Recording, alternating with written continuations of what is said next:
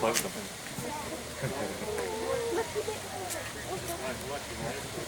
Good morning, folks. I'd like to introduce everybody to the bear that's out in the habitat right now. This is Spirit, a 24-year-old female grizzly bear. And Hi, it's Mike Bogden. And Craig Neville. And this is the Island Park Weekly Weather Report for Wednesday, August 26th, 2020. Yeah, he still does it well. All right, and today we are at the Grizzly and Wolf Discovery Center in West Yellowstone. Yes. Because it's that time of year. It is that time of year. They are out and about. The bears are getting active because they're getting ready to hibernate, and so they're being more aggressive about food. Yes, and they're hungry. And so we need to be careful about what we're leaving around the cabins. Yes, that is right. That means your trash. That means food in coolers. Blah blah blah. All three blahs too? Blah blah blah. All three. You got lots of blahs. I got plenty of blahs. See, that's because he's off today from work, and so he's got the blahs. All right. So anyway, so the thing to be aware of is just be cautious because the grizzlies and the black bears are both active, and they have been seen around cabins, and so be cautious with that.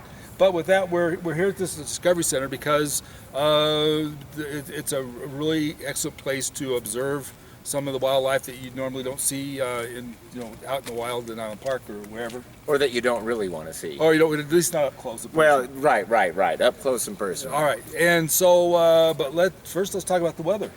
Okay, all right. So for today, it's nice and sunshiny right now, Mike, but I do see that changing later on this afternoon, this evening. I see a storm moving in. I think it's going to be with us most of the day tomorrow, and then we're going to clear it back out for Friday and Saturday. Okay. Highs are still going to be in the mid-70s. For the weekend, we'll bump it up mid to high 70s by Saturday. And then Sunday, we got another storm front coming in. So it's going to start cooling down. Yes, So for Sunday, Monday, I see it cooling down. The highs will get down into the low to mid-60s.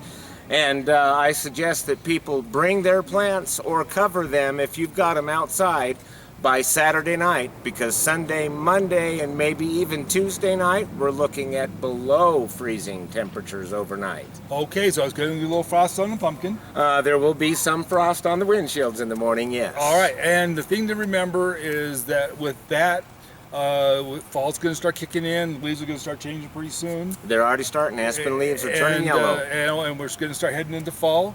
And you know what that means, don't you? That means that winter is not very far away. No, but it means something else too. It means that it's not going to be quite so busy. No, that's not it. That means that flu season is going to start along with COVID? No, that's not it either.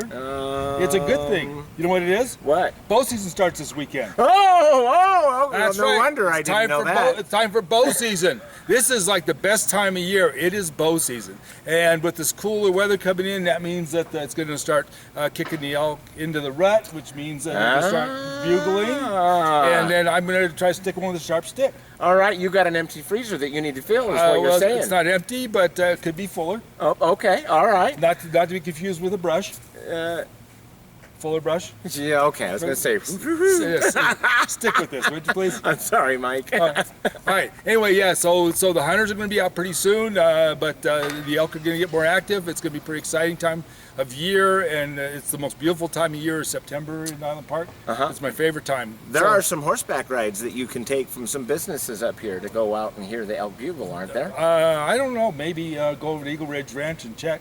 But I think Harriman State Park offers them also. But anyway, so just be cautious while you're in the mountains. While we were in the Grizzly Center, we are required to be masked the whole time we were in there. The whole time. Yeah. And don't take it off. They are tossing people out.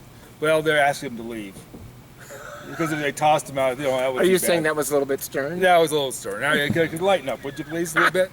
Hey, you don't want to be a dictator. Anyways, so I wouldn't mind it though. Yeah, I know. Anyway, but just be aware that that they do require masks the whole time you're in the Grizzly Center, including when you're outdoors. But we're outside in the front now, so we're cool. That's right. But we had a great time in there. So we've got some footage of the grizzly. We got wolves. We got a little bit of the wolf pups. We got some otters. I was going to say, don't forget the otters. Yeah, so we otter not forget them. Otter not, yes. All right, so just remember, it's going to start cooling down. It's still going to be toasty during the day, but it's going to get a little cooler at night. and slowly the temperature's going to start creeping down a little bit. We'll quit hitting the 80s pretty soon, and then we'll start moving into the 70s, and then it'll go down to the 60s, and with that will be fall. Yep, yeah. So if you got any outdoor projects that you haven't done yet, you better get on them pretty quick, because pretty soon it's going to be miserable and you're not going to want to be doing them. So no. All right, so nobody wants to be cutting wood when there's already 1.5 feet of snow on the ground. Unless you have a giant pile stored somewhere where you can just go cut it up. Then that would be all right, but I'm talking about going out and chopping down trees. Yeah, so all right, and so with that, this is Mike Bogden and Craig Neville of Robin's Roost. Wishing you the very best, and stay safe and have a good time, and always remember your social distancing. Yes. And make it home safe and healthy. Amen to that. All right, bye-bye. Bye-bye. Bear, these experiences taught her that whenever she was hungry, then she should go where the people were, because that's where easy food was found. That's not a good thing for a bear to learn. Obviously, we don't want bears to be visiting our homes, our rental cabins, our campsites. This is clearly dangerous for people, but as dangerous as it is for us, it's even more dangerous for the bears themselves. And when bears are interacting with people to get food, they're almost always killed by people. Nikina was brought here by bear managers as an alternative to that. So Spirit rather, I kept calling her Nikina, this is Spirit.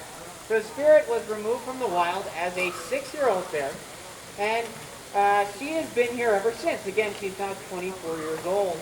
Most bears are not going to live to 24 in the wild, but some bears are going to do quite well even at that older age. There is a famous bear named 399 down in the Tetons who's got 4 cubs this year, and she's 24 years old, just like Spirit. So Spirit is one of those bears who has aged very well.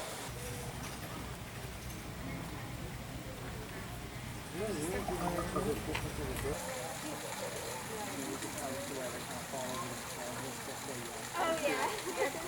Yeah, fine.